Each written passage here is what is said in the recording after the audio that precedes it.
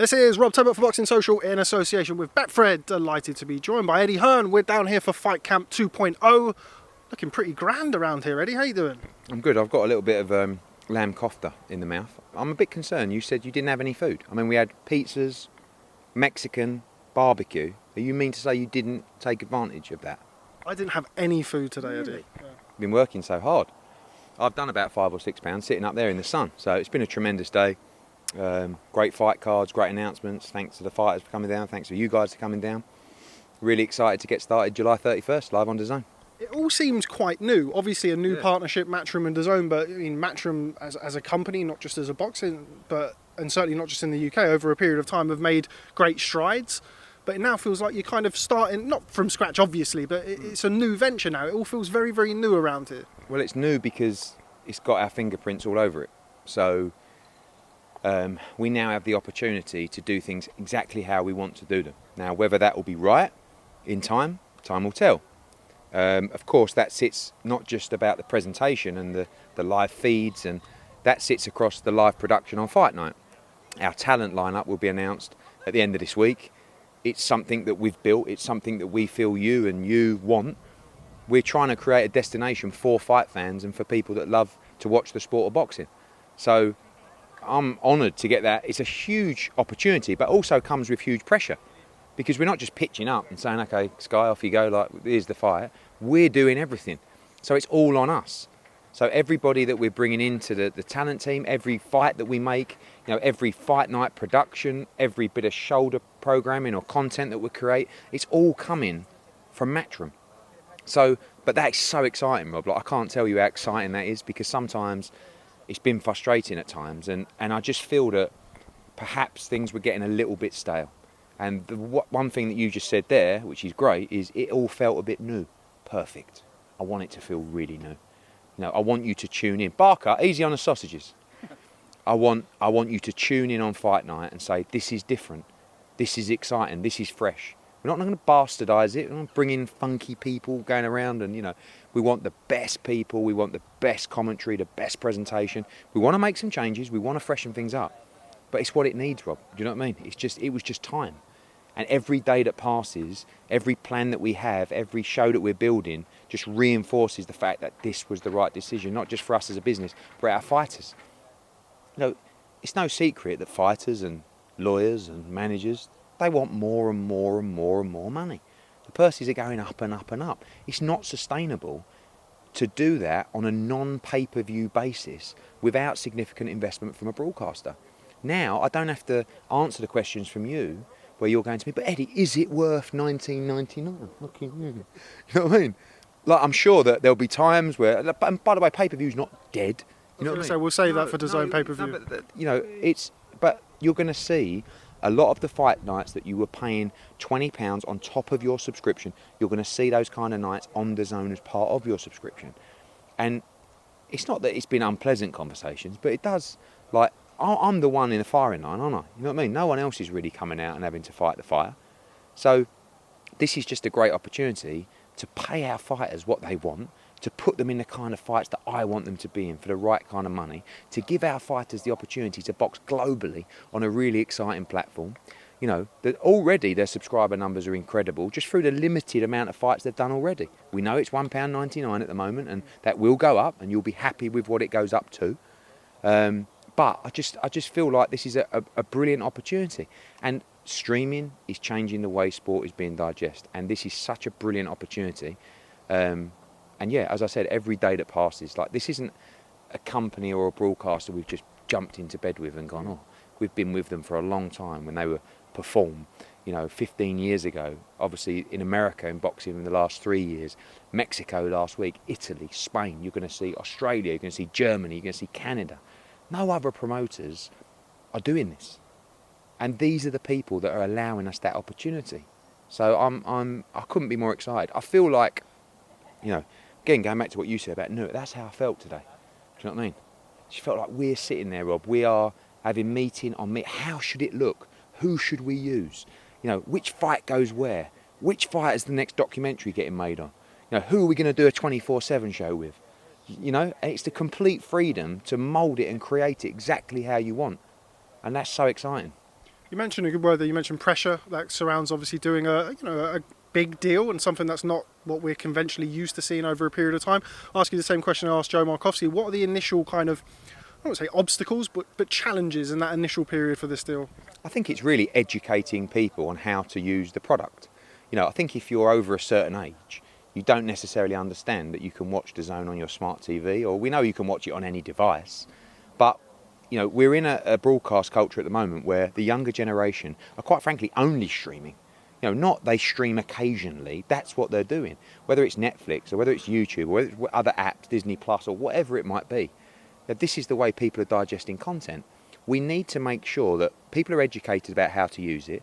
We also, and there'll be another announcement about a deal upcoming with another broadcaster about content, about building narrative, about additional exposure. We need to cover all bases. But when you see the value that the DAZN are giving to fight fans, this is an easy sell. I've really, at times, and I always stand by, Rob, the fact that all those £19.99s I've delivered value, right? But I tell you what, every time I did a show, I was shitting myself that it would be not up to scratch and you would come on and crucify me after, right? And that's not, I never really enjoyed that because it was a constant battle. I don't want to get criticised, right? And I'm not saying this is going to make me super popular, but you cannot criticise the value that we will be giving. So if you love boxing, if you love sport in any capacity, you need to get on board with this new venture. And we know hundreds of thousands of you already have. But this is changing the way people are digesting sport. It's changing the value that's given to subscribers. And in that respect, I can do every show and say, this is unbelievable. Like, Fight Camp is 60p a show or something like that, right? And it's just, like I say, it's a breath of fresh air. You wake up with a spring in your step because you've got the ability to change things and mould things and do. It's not a case of doing what you want and having control, like Dr. Evil. It's just saying, I love what I do. I believe I know what you want. I believe I know the talent that you want. I know how you want the production to look. I know you want, more talk shows, more content, more documentaries.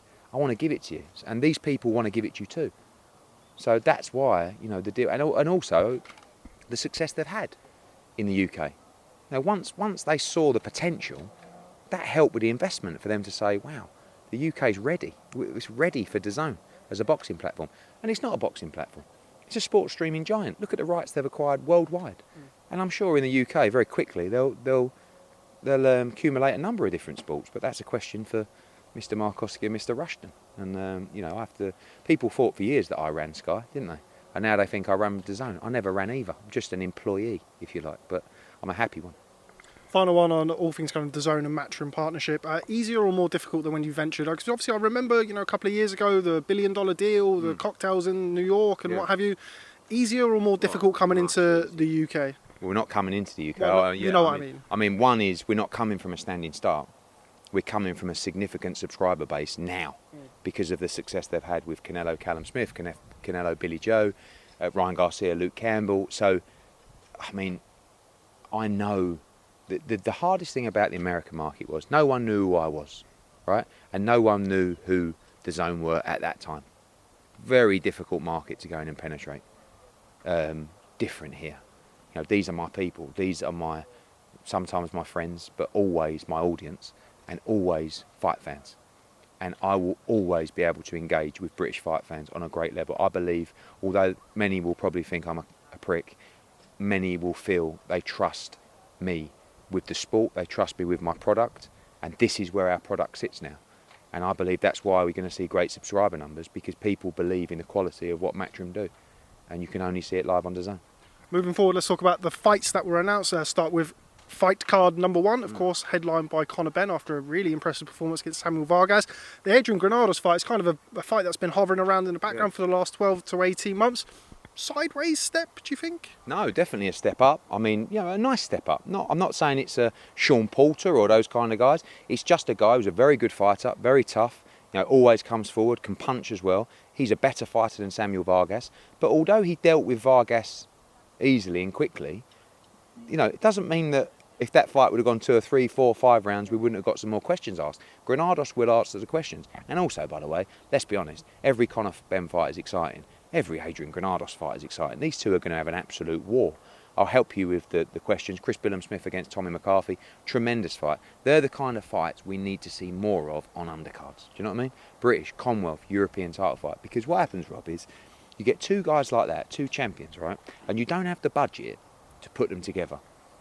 Because they'll both take the fight, but they both want paying for it. Do you know what I mean? So you end up making Tommy McCarthy against Alexander Djur and Chris Billam-Smith against Padgett. Yeah, exactly. Well done. Right? Instead of them fighting each other. Okay? In comes a bigger deal where I can say, how much do you want to fight him? Well, I want that. Okay? Bosh, let's go.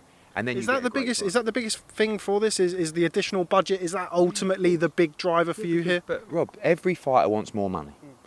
You cannot continue to make the fights we were making, or even the fights that you're seeing on pay-per-view and pay-per-view undercards without a pay-per-view model. You're going to see more and more pay-per-view now, right? Because it's the only way you can compete. So fights like that are a great example of fights that should be on undercards. Like if that fight was a main event on Sky, you wouldn't moan about that, but it's not. It's you have Shannon Courtenay, who was supposed to fight Rachel Ball, she pulled out. That fight was the third fight on the card, right? Shannon Courtenay defends her world title on the card. I love Yildirim against Jack Cullen.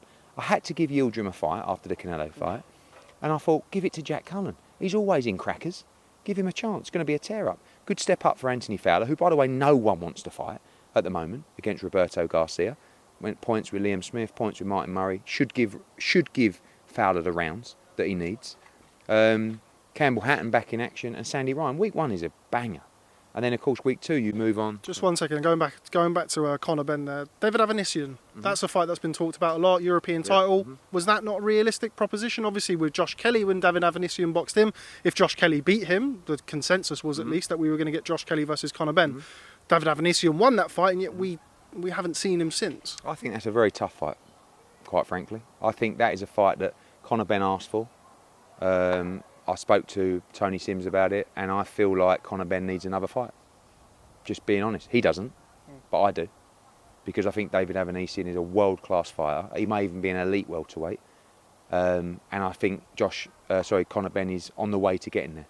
I think after Granados, Avanesian is a fight that you definitely look at.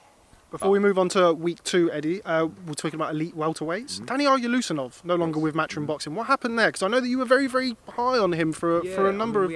We didn't renew his deal. We had different opinions with his management. I love Daniil, and I don't feel that... Like I said, we had different opinions to his management, and it's been really difficult with Daniil. I think he's a brilliant fighter, by the way, and a lovely guy, and I could have taken him to the top. But, it's getting him, how do you find a way to drive no one's crying out to fight Daniil Ulusanov. Virgil Ortiz, we said, look, let's do the Daniil Ulusanov fight. You're not looking at Daniil and saying, yeah, he's a guy that commercially makes sense. He's a guy that drives numbers, but he's really good. But, I would have loved to keep on board with him because we spent a lot of money, but we had, I didn't agree with his management, and who are all good people, by the way. So, unfortunately, we parted company. Week 2, Kid Galahad against Jazza Dickens. Love it, fucking love it. Yeah, we have, and whenever there's a domestic world title fight, it's great for the sport. Liverpool against Sheffield. Tony Bellew, Dominic Ingle, great little mix of everybody. Georgie Vaughan would be a tremendous story. Two great lads, to be honest with you, and a massive chance for them to change their life and get on that world championship table with other featherweights. Fabio Wardley is going to be in a big heavyweight fight on that card as well. One fight I love, which will probably go under the radar a little bit, is Maxime Prodan, who is our Italian star, 19-0 welterweight, against Florian Marcu, IBF International. Again, two guys you'd normally make other fights for. Pay them up, put them together. Great. Johnny Fisher against Josh Sandlin, love it. Ellie Scottney on that card. Ebony Bridges is going to be fighting Beck Connolly on that card. I probably missed someone else out as well. If you haven't got any questions, I'll go on to Boatsi Bolotniks. I have got some questions with regard. You mentioned Kid Galahad versus Jazza Dickens. Of course, they're fighting for Josh Warrington's former belt, the IBF title. As I understand it, Headingley, September, Josh Warrington. Getting there, getting closer? Yes. We had some initial objections to the Headingley licence, which has been addressed. We hope we get some good news for us and for the city of Leeds and for Josh Warrington. that's the fight he wants. An incredible, dangerous fight to go back in there, but he wants the rematch. Massive card penciled for September 4th. Obviously, these guys are a featherweight. Josh will be on the broadcast that night as well. He's not looking to fight the winner. He's just looking to beat Maurizio Lara. Week 3. Buatsi against Bolotniks. Love it, love it, love it. I mean, everyone's been wanting him to step up for a long time now. It's the big step up. I mean, outside of the world champions at 175, Bolotniks is probably the informed guy. I think it'll be a final eliminator for the world title. Tremendous fight, absolute war on that card as well. Felix Cash will be in action. Cash Farouk, Savannah Marshall will defend her WBO world title. Natasha Jonas will be back on that card as well. Hopi Price will be back on that card. And Michael Mickinson will fight Ranowski. Good fight. Mickinson's a dark horse, you know, a very good fighter. And there's probably about another 4 or 5 fights to be added just because we've got so many fights to get out. But absolutely ram-packed, start to finish. Love it, love it. And a lot of people talking about Buatsi Bolotniks. You know, that's got 2 fighters there who everyone's seen in action recently, and it's going to be an absolute war. 2 fighters who have also been linked with Dimitri Bivol. Yeah. Now, another fighter I've seen linked with Dimitri Bivol is John Ryder. Correct, yeah. Middleweight to super middleweight now. Admittedly, Dimitri Bivol's not the biggest light heavyweight in the world, but that's a surprising one. I just think John Ryder wants his shot. You know, he boxed Callum Smith, very close fight. We're supposed to be fighting David Morrell. You know, they kind of stiffed us a little bit on that, the WBA and PBC. But we can take that fight, and we will take that fight. But just Charlie Simmons and Tony said, look, we'd fight Bivol. Bivol's not a huge 175. Johnny's actually turned into quite a big 168. He wants a shot of a world title. He watched Craig Richards fight him in a good fight. So, yeah, that's a fight we're looking at as well. Also, you've got Callum Smith coming back at 175.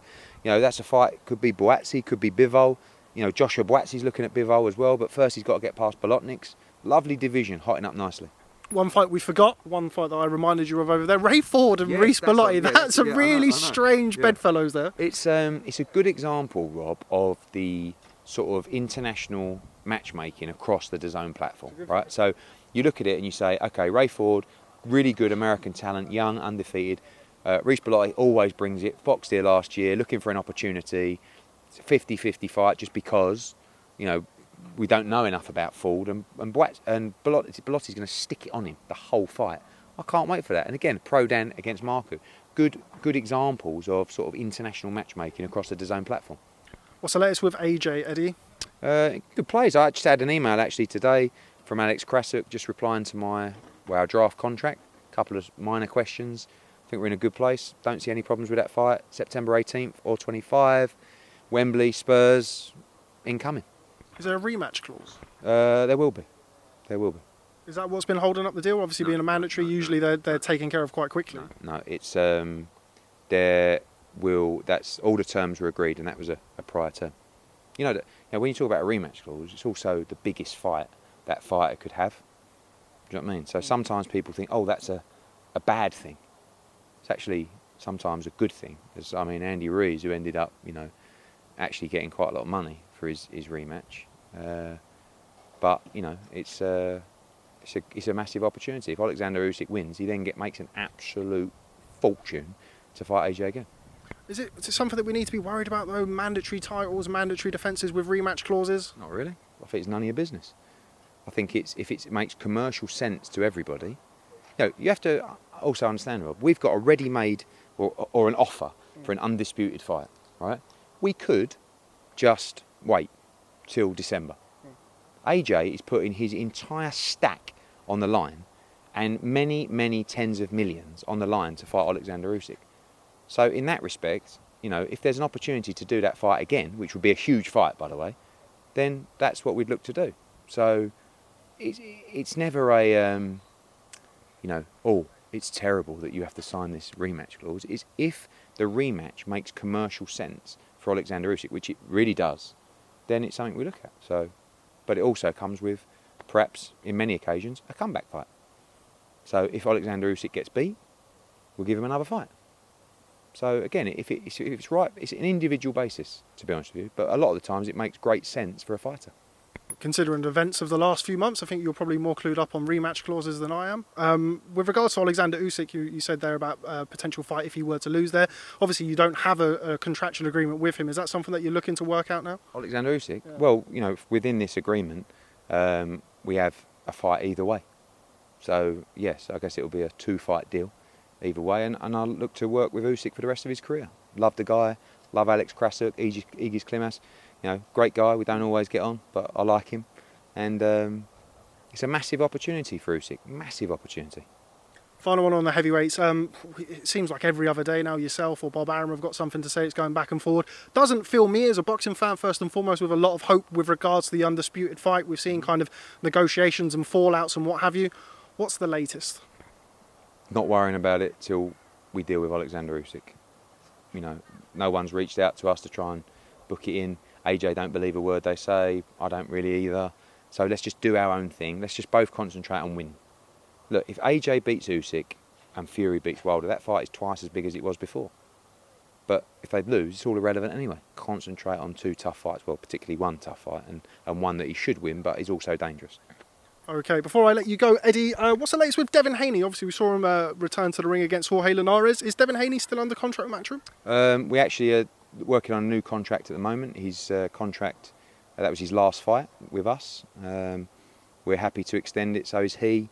Planning out the future and looking at the opportunities, and he does have a mandatory, which is the winner of Jojo Diaz against Fortuna, but we'd love to make the Ryan Garcia fight or the Teofimo Lopez fight. Mentioned Teofimo Lopez there. He's just renewed his deal with Top Rank. I believe he's got some higher guarantees there. In theory, at least from the outside looking in, again bearing in mind yours and Bob's blossoming friendship, not the easiest fight to make. We can make that on ESPN, no problem. You know, happy to make that fight on DAZN, ESPN, wherever, and happy to look at opportunities for Devin, very similar to the Canelo relationship as well. Haney move up to 140 anytime soon? Eventually, not yet. I think you've got to have that defining fight. You know, Linares was a tremendous fight. There's 1 or 2 more to come.